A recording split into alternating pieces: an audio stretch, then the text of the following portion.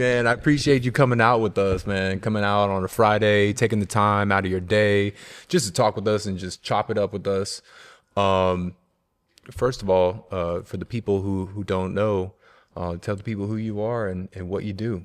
Oh man, Coach Erik Nowell, I guess. Everyone calls me Coach E. Coach E. I don't. It was funny is I introduce myself like that sometimes because everyone calls me that, and it's been people who've known me for years and they don't know what the E stands for, and so I'm literally having to explain it like 5 years down the road and telling people, oh yeah, it's Erik, and someone's like, I thought it was like Earl or.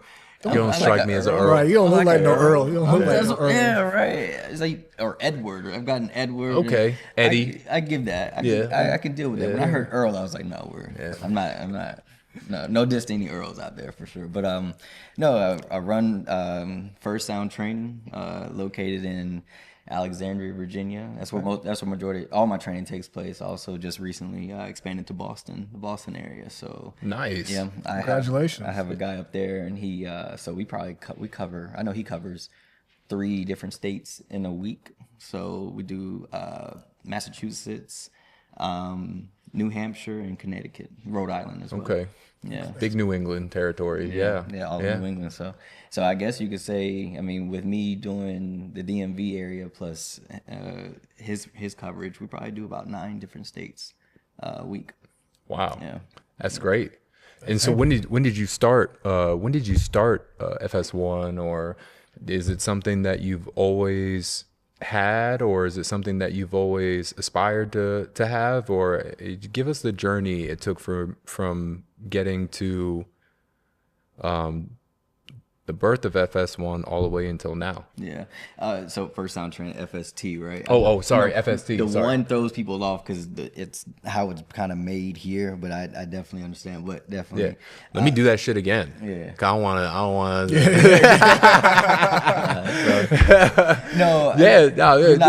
So tell us what it took for you to start FST, and then the journey it took from its conception all the way until now. Yeah. You never know. It's funny because you never know who God is going to place in front of you, right, at a certain time.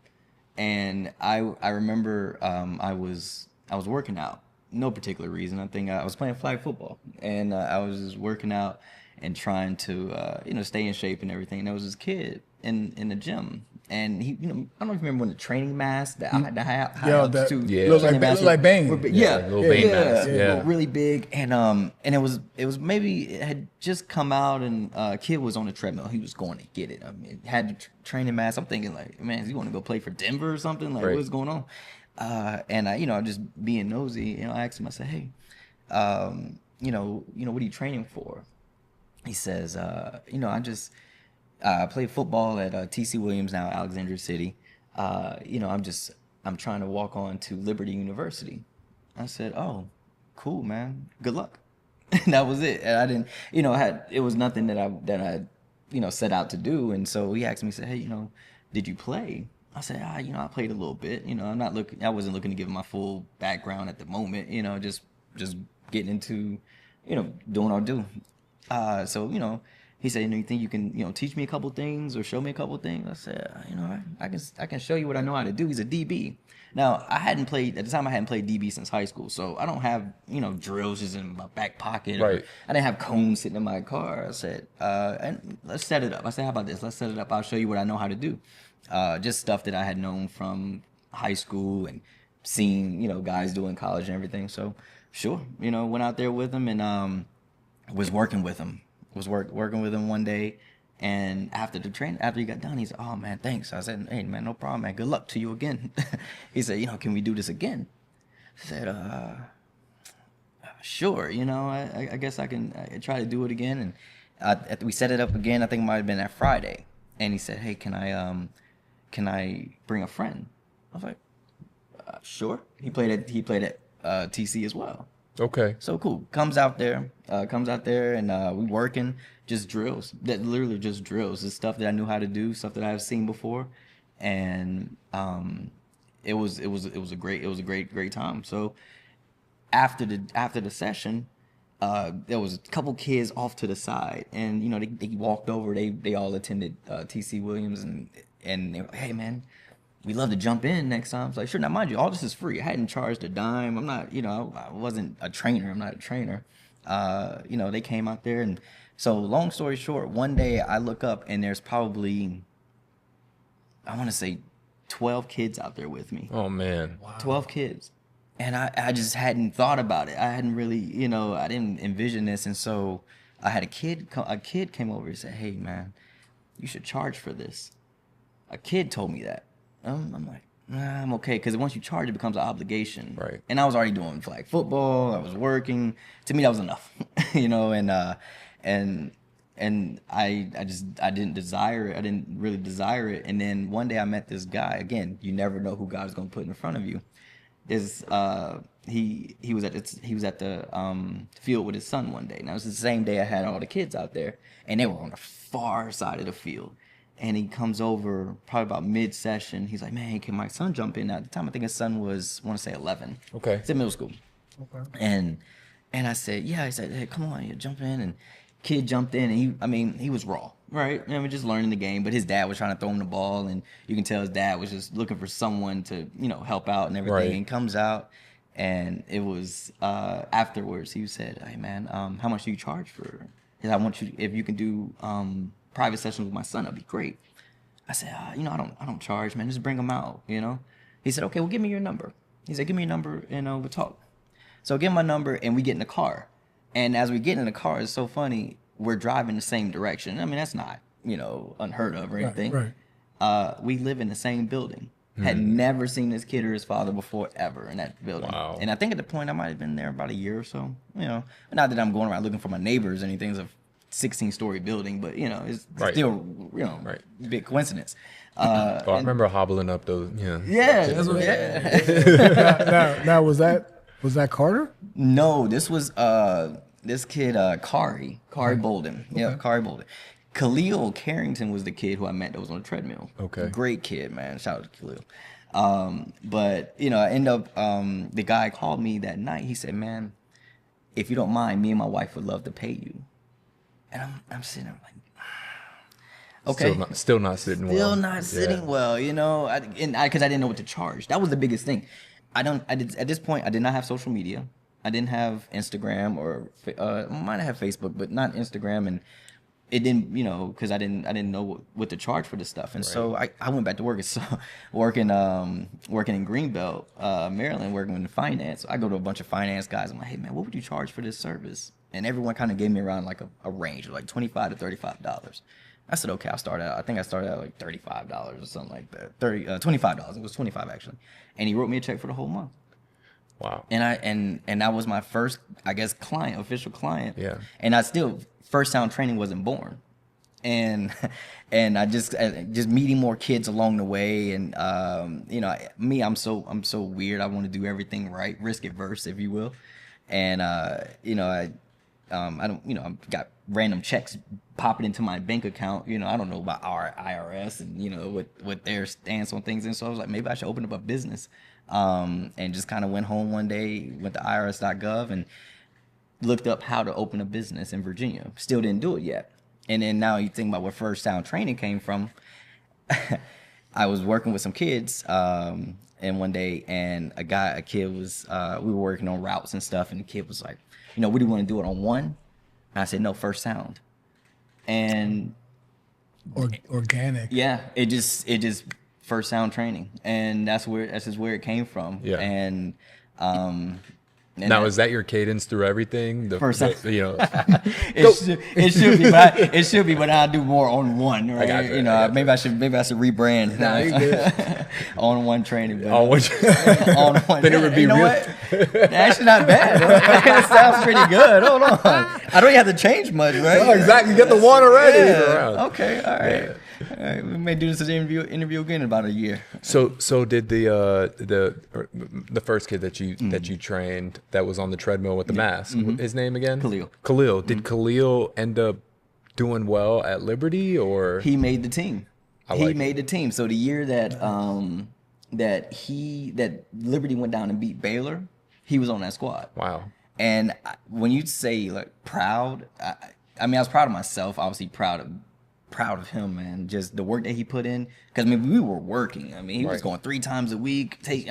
And the crazy that he lived in my neighborhood. Dedicated, So, yeah, yeah. he lived in my neighborhood, so I couldn't avoid him. You know, like he's coming knock on my door. His dad was actually his dad actually worked in the leasing office. Okay. So again, couldn't avoid this Right, guy. right. You know, He knew where you stay. He knew exactly where I stayed. You know, so I couldn't avoid this kid if I wanted to. So I'm out buying cones and ladders and balls and stuff like that. So That's good that you were reinvesting the money that these kids were giving you back into them. Yeah.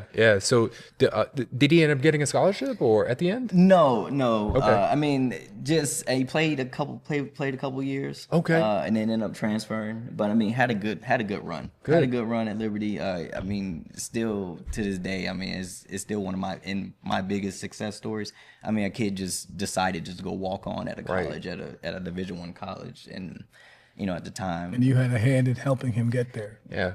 And you see that, I mean, like, you know, I love TC Williams, man, but it's not the TC Williams that we know from the movies. And I think just with the development of Northern Virginia and where the talent has gone in the area, as far as talent and as far as coaching, I don't necessarily think that the school has been done the justice that it has traditionally in the past. And because of that, you see a lot of kids who don't necessarily get that opportunity. And to find a kid like that, a diamond in the rough, right, who's willing to, who knows that they may not necessarily have the resources, but all they need is a shot, right? And to extend themselves humbly to you and say, hey man, like, would you be willing to teach me some things? Because here's what I aspire to do. And then for you to humble yourself and say, yeah, dude, sure, I'll show you what I got. Right. It is funny how many, like, what God places in your life and who they place in your life and the timing of it all. Right. Because you were just there to better yourself, and you know, you ended up doubling down on bettering yourself, whether it be your brand, whether it be financially, or whether it just be a form of advocacy. And then you were able to connect with other people, develop those relationships. And how long did that take? How long ago was that when you first met that kid?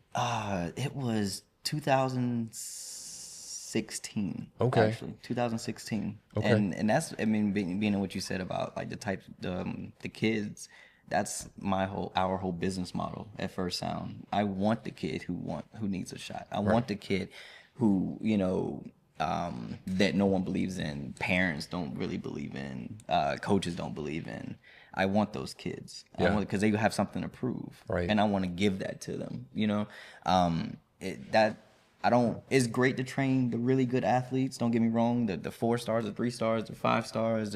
You know, the all Mr. Everything. That's cool. I love it. They're great kids, but give me the kid who needs a shot. Right. And I will make sure he gets that shot. Like that, I mean, training the really good guys is easy. It's super easy. Not everyone can take a kid who, if they walk in here and say, you know, I want to play Division I football. A lot of people look at them and laugh, and that's cool.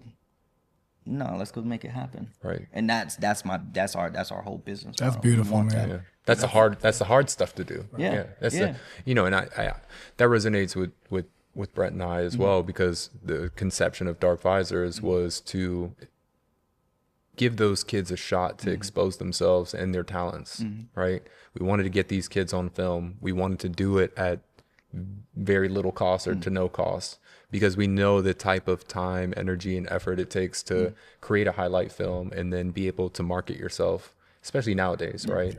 And even with Levels, the app, you know, our recruiting app, it's the only app out there that's free for kids. Gives all the kids the features for no cost. And it's because we know that kids just need a platform to expose themselves. Right. And all you're doing is elevating them and giving them a shot. And then B, I think a lot of what a lot of these other apps don't realize is that when you start charging kids a maximum premium or a hefty premium, you cut off a majority of your demographic, right? Because a lot of the kids who come from the lower ends of the socioeconomic spectrum, they're not paying thousands of dollars for an app, Right. or hundreds of dollars for an app. Right. If they're going to spend any money, it's going to be for an opportunity for them to get on the playing field, for them to train, for them to develop themselves. And so we really take a lot of the thought process that you have. We want the 3 stars, the 2 stars, the 1 stars, the no stars. You know, bring us those guys, because we know the 4 stars and the 5 stars are going to get recruited. They're going to get their shot. That's the easy part. You know, and a lot of the stars is politics anyways, we know. Oh, Absolutely. Find out over time, Politics. right? And so that's one of the things that we like to do on the app as well, is we like to get your statistics, have people like you verify those statistics, those measurables, and then have the AI compare the athletes on the app and say, hey man, this is where you stack up against Right. kids your age and your position. And here's FST, a local resource in the area, and you can connect with them and get better at your 40. Yeah. Because right now you're bottom 10 percentile, and we want you to be top 10 percentile. So it's a technological version of what you're bringing to the table, and that's something I can definitely appreciate, man. Yeah, I appreciate that.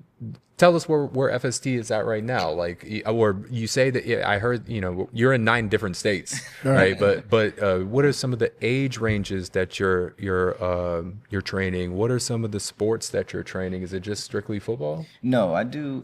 We do football and lacrosse. Okay. We've done basketball players.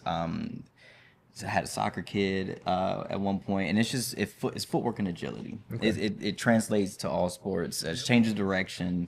It's quick burst, quick twitch. Okay. That those type of movements, and yeah. But I mean, obviously, majority of my clients are football players. But my lacrosse players that I have a lot of girls, women lacrosse players.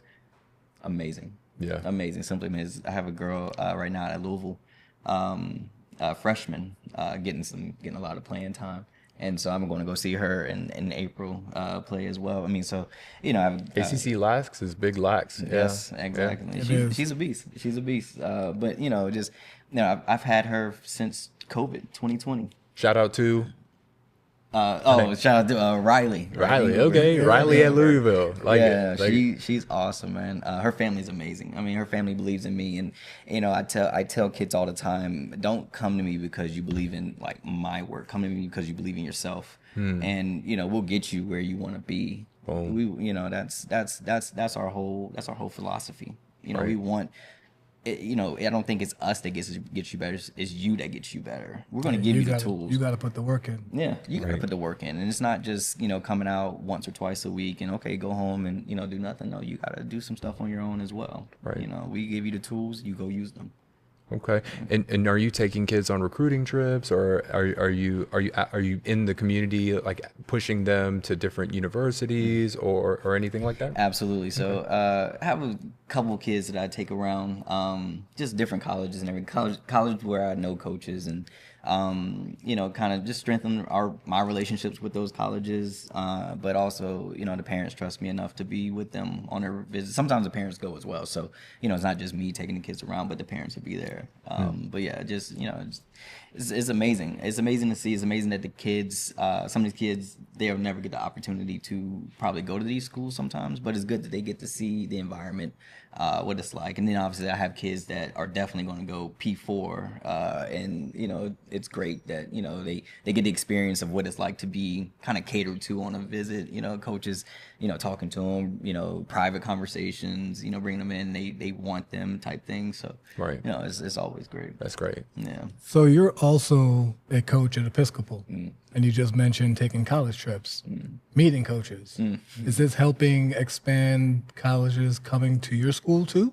So we don't have a problem with colleges coming to our school. Our school, we produce ready-made, college-ready kids. Yeah. You know, just Yeah. based on it's a boarding school, Yep. right? I mean, Yep. you're already away from home. You know what it's like to be on your own. So, you know, colleges will pull up on us without any type of phone call. They'll literally, I remember one, was it last year? We were about to walk out to practice, and one of the Florida State coaches just kind of walks up. I was actually talking to the head coach at the time. I said, "What did he call? Were you expecting him?" He was like, "No, he just pulls up." Yeah. You know, so yeah, we definitely never have a problem with any level of coaches come to visit us. They know what we have. They know what kind of kids we have. Great kids. I mean, they're kids at the end of the day. Right? You're in that beltway where like all the concentration of athletes are. Yeah, especially at a private school, like you said. Yeah. And plus, we're right near the airport, right? So we're 8 minutes from the airport. So of course, you're going to either be our first stop when you land, or your last stop. Before you leave. When you swing around that beltway to all the WCAC schools, and then you know, before you roll out, or let's visit Episcopal first. You know, And then 100%. Yep. 100%. And then maybe if we want to go to the country, we can go to PVI. Right. Take the long trip. Stack the miles. So, you mentioned that you have a bunch of kids in the P4. I really want to dive into some of your thought process about that P4. Do you feel like it's going to stay P4? Do you feel like it's going to change? I think it's actually going to go further down. I think it's going to merge even more. It might end up being just two big conferences. Maybe let's just call it SCC and ACC, right? Or SEC and Big, or Big Ten. 10. Yeah. I mean, either one, right? Right. I mean, I think it's going to eventually just dissolve into two big conferences. And We all agree, SEC. Yeah. I mean, it's going to be crazy. You're going to have some random colleges. I know Clemson was trying to get in the SEC, weren't they? Florida State was trying to get, you know, and so both of them got it. Nah. yeah, you know, but it's insane. Yep. It's insane what it is now, especially with the scholarship. The roster size is being decreased, and you know the scholarships meeting the roster size. I think is 105, and so now you don't have kids who desire to go to those schools anymore. I remember when I was in college, you had kids who just wanted to go to East Carolina. Like their biggest dream was to play for East Carolina, but they knew they weren't getting a scholarship, so they'd go walk on. They would try to walk on. I remember one time this kid made the team, and I mean didn't expect it. He made the team. He's a decent kid, and just I mean that was his life. Like he had made it, right, and you can't have that anymore. Right. Like you don't have that anymore. Kids can't desire. I want to go play for, let's say, call it UVA, right? Like his dad went to UVA and played sports. His mom played sports at UVA. Like he can't go to UVA and play sports unless he gets a scholarship. And that's the part where, you know, it's kind of sad for a lot of kids. You know, especially like we think about Khalil, right? He would have never been able to just apply to Liberty University and go walk on, you know. And so, you know, that sucks. Yeah. The landscape's definitely changed on how colleges operate. So it's, to your point, like it's disheartening, right? Yeah. Because you think about the opportunities that we had when we were growing up, and how we could, like you said, walk on to a college or have a dream to walk on. Like I knew my thing was I wanted to play at Florida State. Now it never happened, but it was something I wanted to do, and it could have happened if I would have probably chased it down. Would I made the team? Only God knows. Right. But that's not an option now. Right. Now I'm looking at an Appalachian State, right? So, or what's that? Charlotte. Yeah. UNC Charlotte. Yeah. Yeah. So it's like you're not. Shout out to both of those, born and raised Charlotte. Look, man, I'm not. Nah, all props to your area, man. All props to your area. So yeah, it's tough. It's tough for the kids this year, and that's why I think the Levels app is out there to help them have the opportunity to be seen, so these bigger colleges can be like, I didn't even realize he was there. Yeah. Right. Yeah. That's the purpose behind it. Yeah. I mean, you guys are doing it right. You know, these kids need exposure any way they can get. I mean, some of these kids are just getting lost in the shuffle. I mean, there's some kids out there that can actually play the game.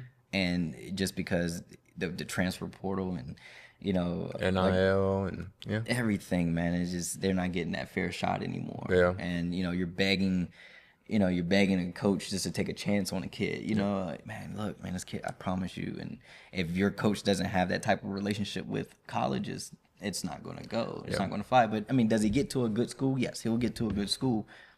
And it's up to him to do what he has to do when he get there. Right. And so now, you know, that's kind of where you you kind of push kids now to the lower levels, and even if they're not even supposed to be there, right? You kind of they have to go to FCS or D2, and they'll ball out, right? They'll go ball out, and then they can finally probably get their chance at D1. But if not, say they go there and get hurt, I mean, they should have never been at that level in the first place, right? Right. But, yeah. The landscape's definitely changed. I think the universities are definitely going the route where they understand now they're actually making an investment, because I think the paper investment prior, I mean, it did come with the price tag, but it was a consistent price tag across the board. Like I knew I was paying 70 grand per kid, and I knew I could get 105 kids, right? And that's over a 4 to 5 year time period. Whereas now it's like that plus X $1 million, right? And I think that's why the conferences want to step in. They want to put their money where their mouth is and say, we'll burden some of this. We get enough TV money. We'll just burden some of this. Each university is going to get this, and then they'll probably get a cap of that, and then whatever the donors want to put in, whatever anybody else wants to put in, fine. But I think that the pathway has definitely changed, and it's made those universities more desirable.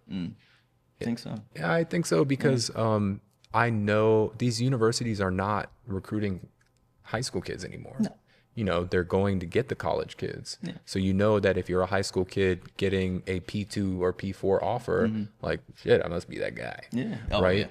And a lot of the mid tiers, they're kind of having to show their, if they're worth the investment. Right? Because it's 70K plus. And from a university standpoint, I don't necessarily know if investing in a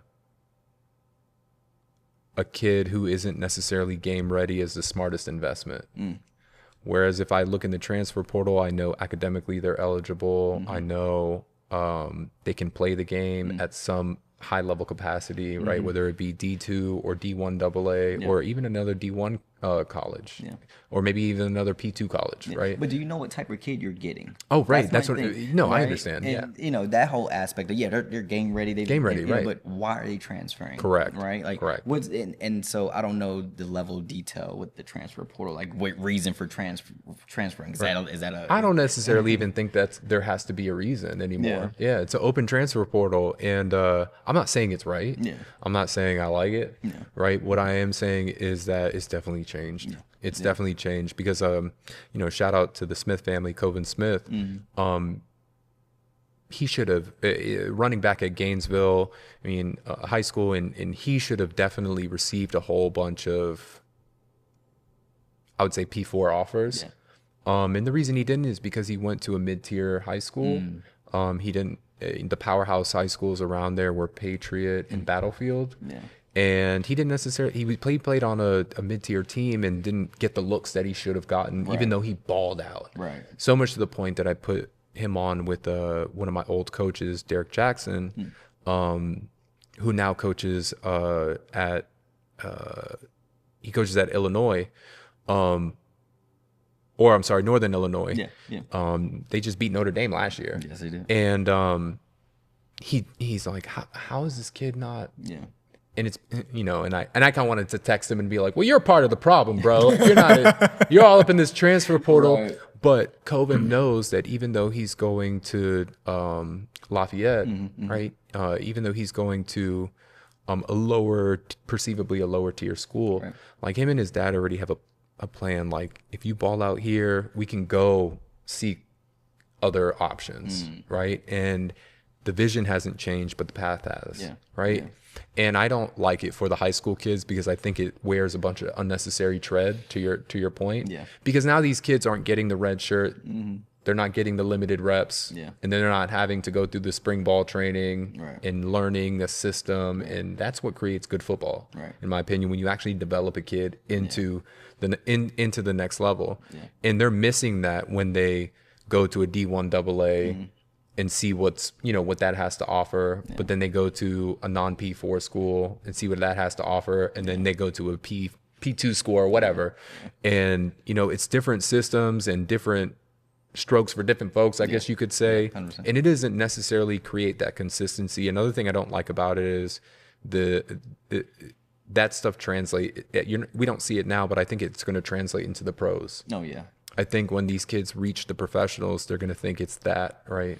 And You're under contract, bro. yeah, you're under Yeah, contract. you're not just transferring teams. Yeah, and I think it's going to be devastating when they finally realize, like, oh, I can't pick my own destination anymore. So I think it's going to breed bad egos eventually and inevitably.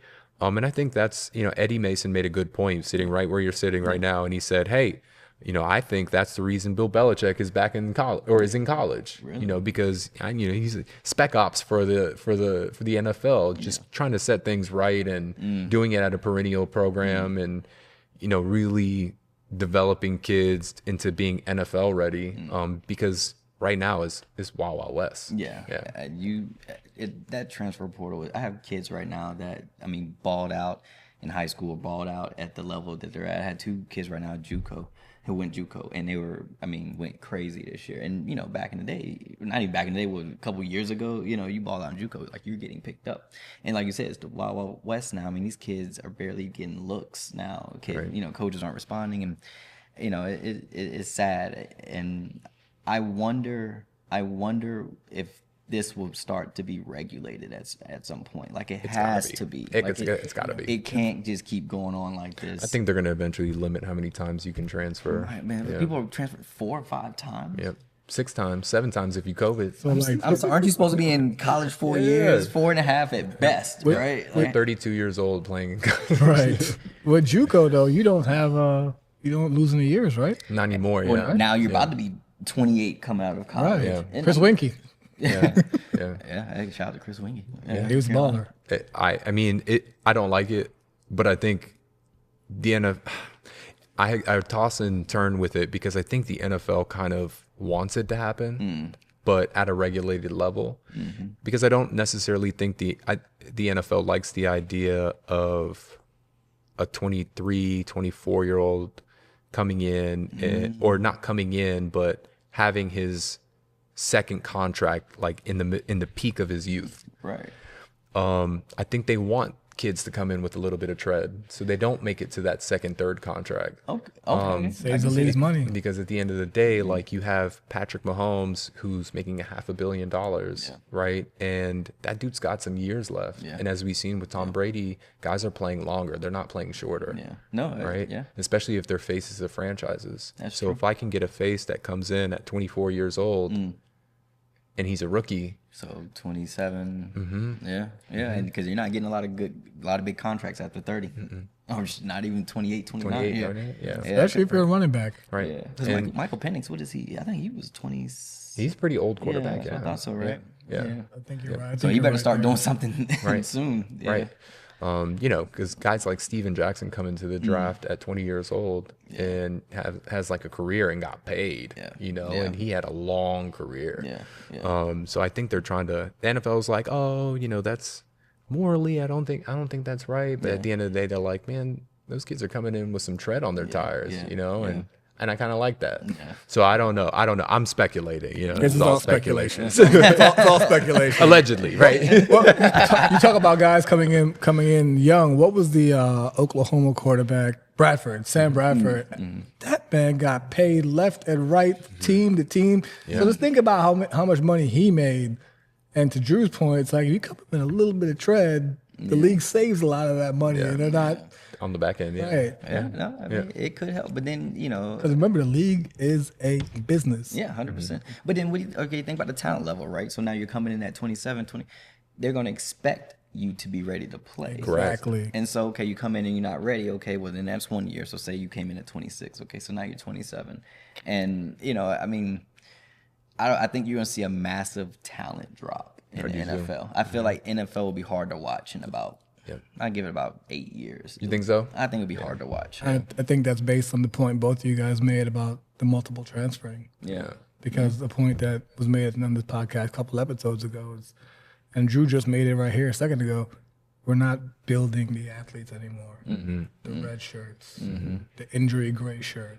You could have maybe 6 years if you have that injury gray shirt. Yeah. Now COVID still playing a part, I right? don't see why, but 7-8 years in college, it's not working. No. So you're definitely right. It will eventually cause a degrade in the sport, and I think so. it will be hard to watch.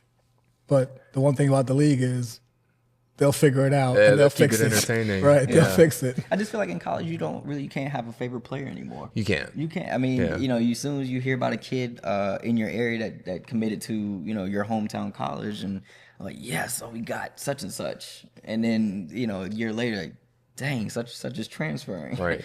And you know, that's going to be tough on the fans as well, because you don't know anyone. Like Yep. you can't form a relationship with your favorite player. You know, I never forget, you know, being at East Carolina, you know, you walk out, and this is actually kind of funny. I wore the same number. We had Duke numbers, and I wore the same number as someone on defense. And I never forget, and I guess we kind of favored, he was a little bit taller, we're both kind of dark skinned, and you know, I never forget walking out of it was after a game, walking out of our weightlifting facility, and I guess they thought I was him, because we had the same number. They just saw the number. It was like, oh, come take a picture with us. And, you know, I'm young. I'm like, sure. I went and took a picture. So, and they were like, and they said his name. And I was like, oh, no, I'm not him. And so I'm in some family picture, some family portrait somewhere. That's hilarious. Someone's family album. Good thing you didn't have, too. Yeah, good thing you didn't have social media. They would have tagged you. Oh, 100%. Right, 100%. I mean, I'm cheesing and everything. Like, yeah. So, but I mean, that's the type of relationship that like college sports breeds, right? But now it's such a business now. It's like, whoa, who are we paying now? You know, and you know, the kids are just taking money and doing nothing. You know, you're not getting anything out of it. Yeah. And I think it needs to be performance, you know, driven. You know, yeah, you can make this, but these are the incentives, right? Like, you know, you come in and get X amount of grades, catches, yards, you know, then you can get this money. Right. You know, it needs to be incentivized. Yeah. Incentivized somehow. So, you know, and Great then idea. I think it needs to be a contract involved, maybe 2 years at least, right? And instead of, you know, 30 days and you're out again, you know. So you're saying that maybe not even at the collegiate, like the NCAA level, it needs to be regulated, but maybe these universities need to get a little smarter in their process, 100%, right? If I'm going to recruit you, if you're going to come here, like you're going to stay for 2 years. Give me Yeah, 2. and if you don't, like you're going to give us half of this money back. Yeah. You know, or At 3/4 of the money back. Okay, so you know? so you're saying we're going to give it to you, but if you don't meet these, Yeah, why not? Okay, no, yeah, I respect that. I mean, like that's a scholarship, right? Yeah, better go sell that charger, man. But all I'm saying is like that's what it is. That's what it was before the portal and before NIL. It was if you made this GPA, Yeah. if you abided by the team rules, you showed up to class. If you did it, now it's just that plus. Yeah. Like if you're gonna get this money plus $70K plus, then you need to do X plus. Listen, Yeah. everything, and you know, some kids they might actually just cut their losses at some, you know, with some colleges or whatever. But you know, if that's the case, then fine, let them keep the 20K that they got out of here with. Right. That's fine. That's a drop in the bucket compared to what we just gave them. Correct. You know. So, Yeah. it's Yeah. tough. So now we're saying the league is getting financially smart, which we know they are already, but colleges are going to start getting financially smart. I mean, they hope. should. Yeah. I mean, they got the big financial advisors. You know what I They mean? do. Yeah. They You do. know, and the universities have been operating on their own accord anyway. The NCAA at the football level, at least, has become pretty obsolete. Right.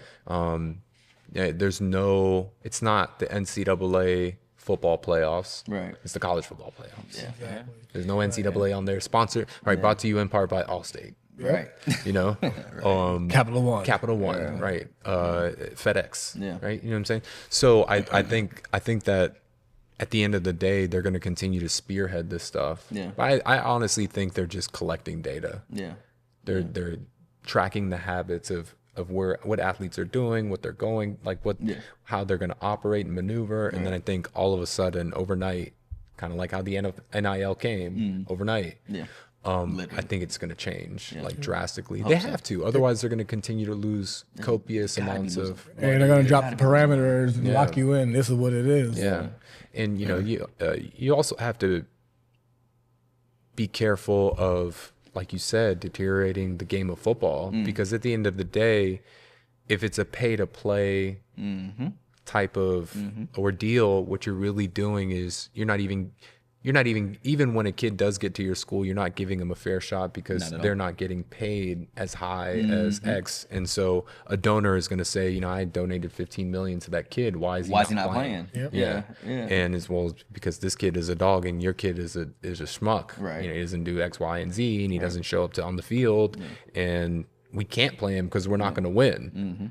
Well, bullshit. I'm not going to donate anymore if that's going to be the case, because the kid that I donated to is like, you're not even gonna play him. I'm like, that's your 15 million, bro. Right. That's yours, not mine. Right. I'm the school. It's not my 15 million. You wasted that money. Right, and that's a quick way for a coach to get the hell out of there too. You know what I mean? Get up out of here. You gotta kiss the babies. You gotta shake the hands, and that's the big. That's a big thing. I was talking to a coach not too long ago, and I was like, what do you like most about being a head coach nowadays? And he's like, I love being able to touch all the players. What do you hate the most? I have to touch all the donors. I have to touch all the. I have to kiss babies, and I have to do this. I already do enough of that on the recruiting trail. I don't want to do it on my free time. But now I just spoke to a coach, a college coach recently, and it's gotten, like you said, it's gotten that times 10 now. Of course. And he was saying that back in the days, it'd be a check-in, a text, a call. Maybe I go see your basketball game or something. But now it's you got to spend extensive amount of time with these kids. You're at banquets, you're at dining, especially if You're flying helicopters in on baseball fields. Right, especially if you know that this kid has 20 plus offers and you're just one. I mean, you might be top 5, but yeah, okay, great. But now you spend time with mom, got to spend time with the kid. We at birthday, like you said, birthdays, banquets, and like, man, it shouldn't have to be that. Like you should just be able to build a relationship with a kid and it be genuine, you and I. Right. And that's cool. We like you're my guy. But it's like if say you're Rutgers and maybe I don't know Penn State. Penn State comes, maybe Rutgers couldn't make it to his senior night basketball game or something. But, now it's like, you know what? I think I'm going to go with the other school because they came. Right. I'm sorry I couldn't make it, bro. I was down in Tampa with another kid. Sorry, it's stuff like that. It's putting a lot of pressure on the coaches. Yeah. It put a lot of pressure on the coaches. And that's before the financials, right? Well, you're offering me 20 mil and he's offering me 25 mil. Why would I come to you guys? Yeah. For 5 mil. But that kid will go sit behind someone for 5 mil. 5 mil. Yeah. Mm-hmm. And then transfer. Because they brought another kid in. Right. Right behind you. Yeah. Yep. And that's definitely where we're at. And do you see your thought process and your process to getting these kids recruited changing as the recruiting environment changes, or do you feel like everything balances itself out and corrects itself, and I'm just going to continue going through my process? It's about being just honest with the kids now. When they come into you and they want an honest conversation about where you think they are, sometimes it's not where you think they are, it's what's the reality of it, right? And a kid everyone has D1 dreams. It's D1 or bust, D1 or bust. But now just being honest with the kid, you got to tell them, like, that's probably not going to be your path. It's not going to be your path. But this is where we're going to go. Mm-hmm. And we're going to write down a list of, either camps to go to or places to visit, in place of these P4s. And it starts with honesty. It starts with honesty with the kids, And, there's some who obviously going to get those, who have attributes that you just can't teach. The height, the speed, that sort of thing. And, they'll slip and fall into a P4 offer just for showing up and looking good in a tight t-shirt and some shorts one day. And that's great. But if a kid who has more talent, more skill than him, just less height, he doesn't get that opportunity. Right. And he should. Right. And he should at least get a look, but it doesn't work that way. Yeah. So, that speaks to the politics of the stars. Yeah. I mean, the difference between 4 and a 5-star is 2 inches and 30 pounds, right? Yeah. I mean, you could be 6'4", 250-pound lineman and be a 4-star, but if you were 6'6", you'd probably be a 5-star. What's so crazy that you even said that? I forget who I was talking to one time, and we were trying to get this kid recruited, and the coach didn't push the offer, didn't give him the offer because he was an inch short. Yep. They were looking for someone that was 6'2" or 3", and I think the kid's 6'1". Had every other tangible, but you didn't give this kid an offer because he was an inch short. Like, what does that do for your program?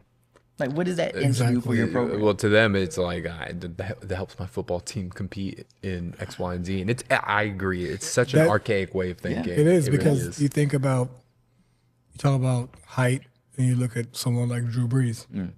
If Drew Brees going through high school today, we wouldn't know Drew Brees in the NFL. Yeah. Right? Russell Wilson. And it's like Russell Wilson's on the short one. Kyler Murray, yeah. Why are we not looking at what they're doing? You can tell who a dog is. You can tell also what the projection, these colleges can project what you're going to end up looking like, what you're going to end up being. Go ahead. But they don't, but like to your point, Yeah. and in short, and we'll pass on him.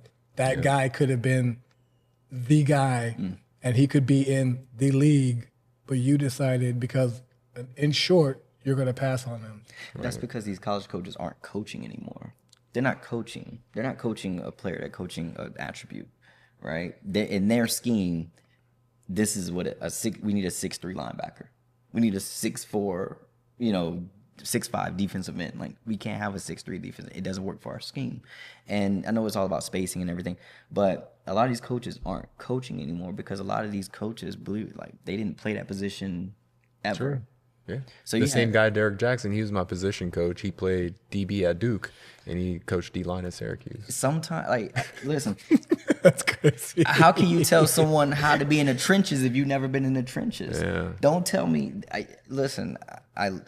And I'm not saying all college coaches. So Oh, no. not all He college- was a solid coach. There are actually some coaches who, do know their stuff in their coaching.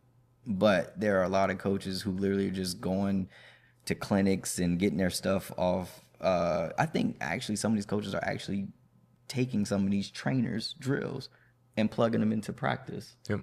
And I'm like, do you know why they're doing it? Do you know what this drill does, or are you just doing it because it looks good? Right. Saw it on Twitter the other day. I'm like, that's a trainer's drill. Like, you can tell that's a trainer's drill. You're not a trainer. You're an old coach. Like, where'd you learn this at? Right. So they're not coaching anymore. They're just they want kids to come in ready made. If they don't come in ready made, okay, they'll say something like, "Hey man, I don't think you fit with our program anymore." They hit the portal. But that's the reason. That's your point, right? They just don't coach. They teach a scheme. They can teach your scheme. They'll tell you where to be. But when it comes down to, hey coach, I never learned this in high school because all I did was blitz, or we didn't drop back into coverage because our D line was crazy. And so now you get him there, and can't get out of the football stance. knowledge. Yeah. They don't know how to take the square and turn it into a circle to fit in the circle anymore. Man, again, first down training. That's what we do, right? It's not all cone drills over here. We do it all. Yeah. And that's one of the things I do appreciate about your training. Like I was saying earlier, before the pod, is like the stuff that you do translates to the field. It looks familiar. When I was fat boy D lineman and I looked over at the DBs and wide receivers, I used to just be just getting water, just looking at them like, oh yeah, I think y'all nice in there. But then when I see what you're doing with these kids, I'm like, oh shit. Like, I know that drill. Yeah. I've seen that drill. Yeah. I know that drill works because I've seen, Mike Williams. Shout out to Mike Williams, RIP Mike Williams. I've seen him do some of the things that you do, or do some of the things that you've trained, and I've seen it translate to the field. Yeah. And I think that there's a purity behind what you do and how you service the community, and it keeps the game pure. Yeah. And you're a resource to the community. It's what we call you on the platform. Yeah. We call you a resource, and you're resourceful. Yeah. We appreciate that. And you're not just out there doing it for flash. Yeah. You're not just out there doing it for the gram. Yeah. And I think that's the reason why in a very short time span, in less than 10 years, you've been able to train across 9 different states. Yeah. And you're, from New England all the way to the Mid-Atlantic, it's brand recognition for you. And when people see FST, they know who that is. Yeah. And Not a lot of people have been in the game for a long time and haven't had that success. Yeah. And I think it comes from the approach. Yeah. I think it comes from how you approach kids, Yeah. how you approach the game, how you approach from day one. Yeah. Right. Yeah. It's not, the game hasn't changed for you. Yeah. Right. The clients have, but Yeah. the game hasn't changed for you. It's always been, yes, we can do that. Yes, I can do that. Yes, I can help you. Yeah. Right. Whereas I think a lot of people get wrapped up in the, how you can help me. Yeah. Yeah. And in the 2 and the 3 stars that, you desire to train makes sense, because a lot of these guys out here who do train, in my opinion, we are outsiders looking in. Exactly. Right. So it's just all opinion. Yeah. But we're also athletes. But And we're also and former and athletes, we can recognize right.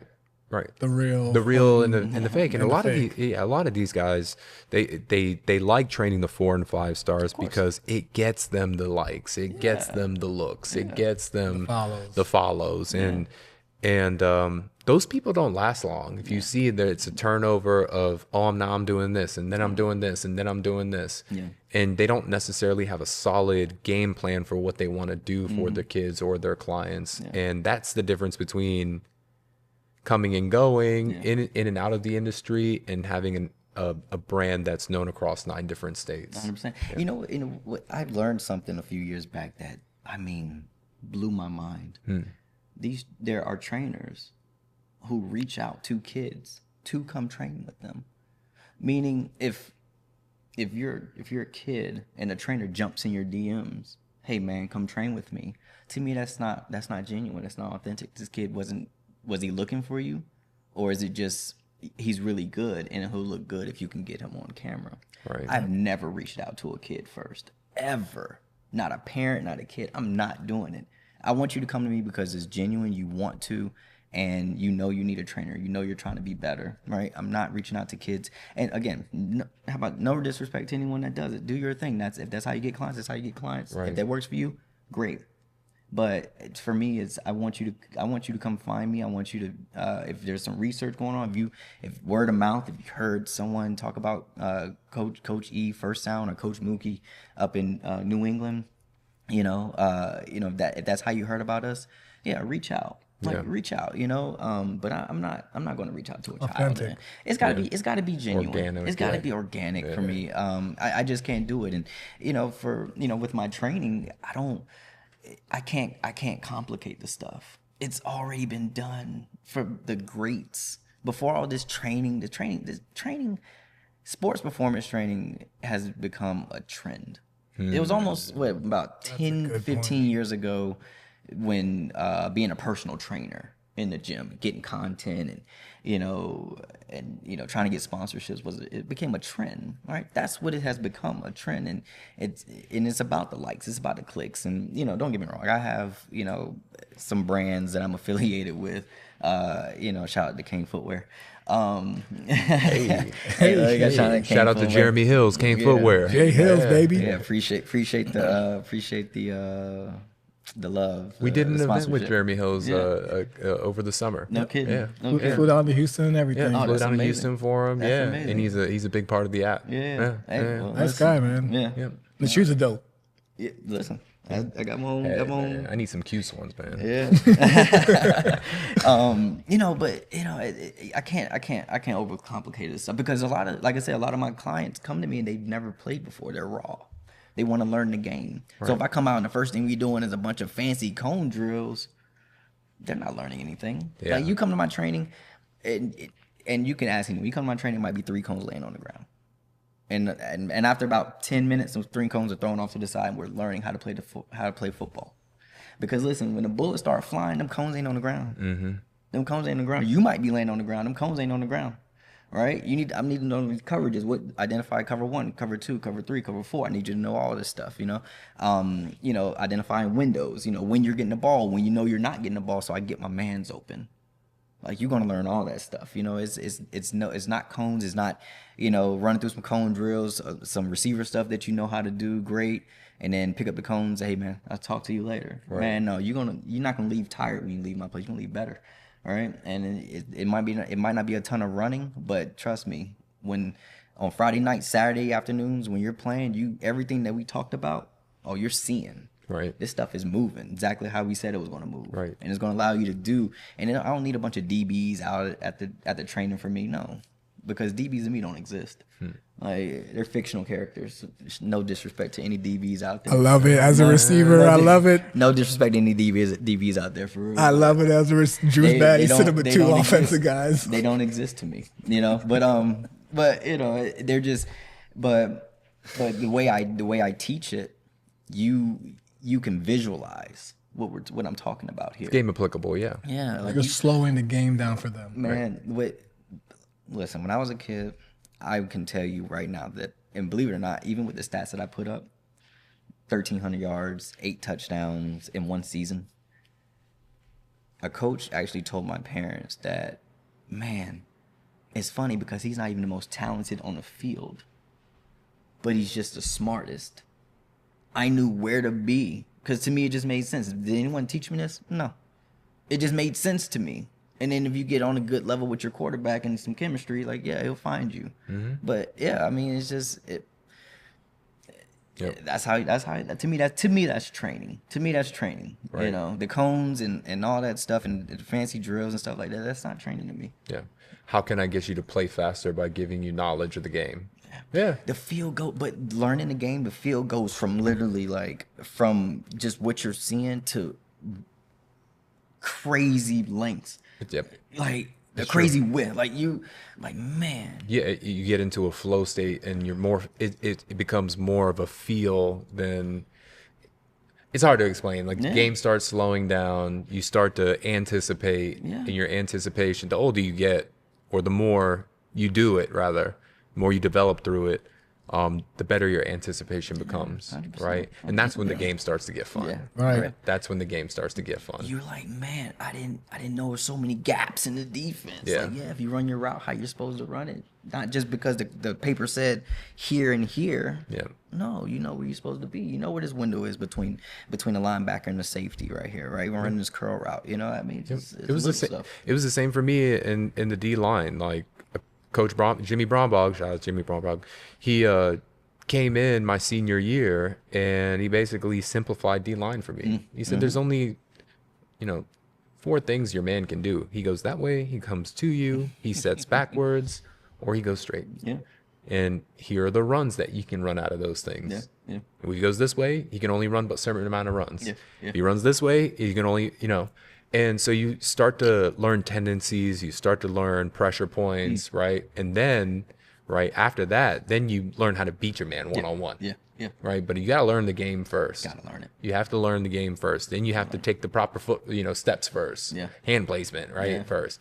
And once you start to do that at a high level, that's when, in my opinion, that's when it really starts to get fun. Yeah. Seriously. Absolutely. Seriously. And just a guesstimation, like how many scholarship athletes do you think you've trained? Oh, man, I wish a lot. A lot. Yeah, a lot. Any of those guys go pro yet? So I've trained pro guys. Yes. So believe it or not, Coach Mookie, shout out to Michael Mookie Darius, up in New England. I hired him as my coach up there. He was my first guy from Georgetown that actually made it to the NFL. I love that. Yeah, with the Ravens. I had 2 stints with the Ravens. Local. Nice. Yeah, shout out to Baltimore. Yeah. What position? Receiver. Okay. Receiver. Yep. Wow. Yep. Okay. So, and when I tell you, I was honored when he asked me to help him with his draft stuff or his workout stuff. Combine pro day stuff. Yeah. We work and so you know athletes. No one wants to wake up early. Right. And me, I'm never going to be late to anything. You see what time I pulled up today, 7:04, right? And I said, Moot, understand this. You're asking me to do this at 5 a.m. I'm going to be here at 5 a.m. That's who I am. No, I'm going to be here at 4:45. That's who I am. He said, I got you. So I pull up. The lights in the state at Georgetown, he went to Georgetown, are not even on. And so I'm out here in the dark. Pitch black. Like a couple street lights, lamps are on or whatever. And I said, so okay, 4:50 rolls around. So okay. I said, listen, man, I'm not coming back out here because I woke up at 3 for this. Okay, 4:55, and I see a door open in a dorm across the way, and here he comes. I said, okay, that's my guy. But I had been training Mookie while he's at Georgetown for years already. I mean, since I think it was his junior season. So we already had a relationship, but not at this level. It was just to get him ready for Georgetown. But now he's trying to go to the league, and this was 2020. And I don't know if you remember, they had no preseason that year, and so that really screwed him. With the Ravens, but and so we worked. I think we were out there every day, five mornings a week, and he got his opportunity and did well. I mean, was doing very well.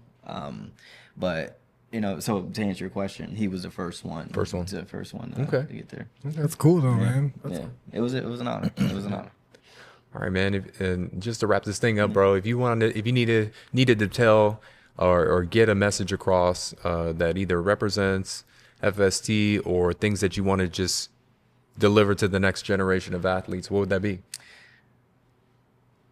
Invest in yourself. All right. I look at training, my training, as if you were to get a personal trainer, you're trying to lose weight, right? Like, that's an investment in your health, right? Invest in your future. That's the only thing. Like, if you believe in yourself, you can come see me. I don't care what your skill level is. Don't care your stats. Don't care what you look like. Don't care, if you've been a piano player your entire life and you decide, man, I want to put on some cleats and play football. I'll take you, and I'm going to take you to where you want to go. But you're going to have to want it. There you go. Man, go ahead and give everybody your handles, your social handles. Instagram at FST _coach _E for the DMV. In New England is FST _Boston.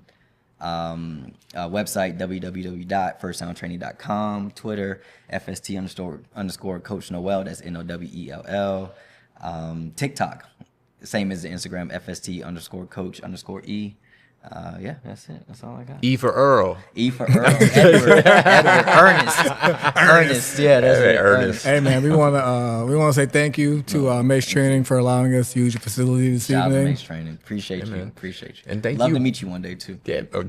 Gotta make that happen. You heard that, even to Eddie? Yeah, No, I've never met Eddie. we can make that Oh my happen. God. Eddie, listen, I would love to meet you. I think I added you on Instagram after I saw your first interview. Loved it, man. And honestly, you're the reason why I wanted to. I know me and Brent had already discussed it, but after watching your interview, I was like, yes, this is something I definitely want to be a part of. Oh man, thank you. And Dude. you have a beautiful facility, man. So if you haven't checked out Mace Training, definitely get in here, man. It's a lot of good equipment, man. These guys like to know what they're doing.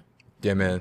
Eddie's a phenomenal guy, Yeah. and the great thing about Eddie and you is that you guys are just alike as far as philosophy and your approach to the kids, And I'm pretty sure if you watched that episode, then you probably have seen and heard some of the things that he said. And as far as his caring about the athlete, and developing the athlete, he even has some of the same thought process as far as coaches don't coach nowadays. I mean, I felt like I was having thank you. I was thinking the same thing. I was like, I feel like we're having a rerun. Yeah. But it was like, It made me so mad when he said it because I was watching it. I was in the gym.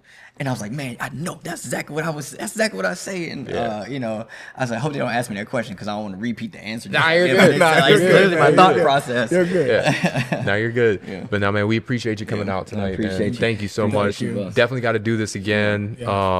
Maybe next time we'll come to you. Yeah, absolutely. man. Come on down. We also want to be able to come out eventually and watch you in action, get some of your kids. Yeah. Something that we want to be able to do just as a thank you to for coming out here, to be able to put some together for you, and something that if you want to post it, great. If not, at least you'll have something for your memoirs. Hey, I'm with it. I Yeah, man. appreciate it. No, this has been awesome. I Man, appreciate you for having me. Appreciate you reaching out, Brent. Definitely my guy. Always. I mean, we've been at this for years. Man. Started in flag football. But yeah, no, I appreciate you guys, man. Yeah. So Make sure you guys like, subscribe, and follow YouTube, Instagram, Spotify. Yep. Dark Visors, Levels, FST, Coach E. Thanks for tuning in, guys. We out. See ya.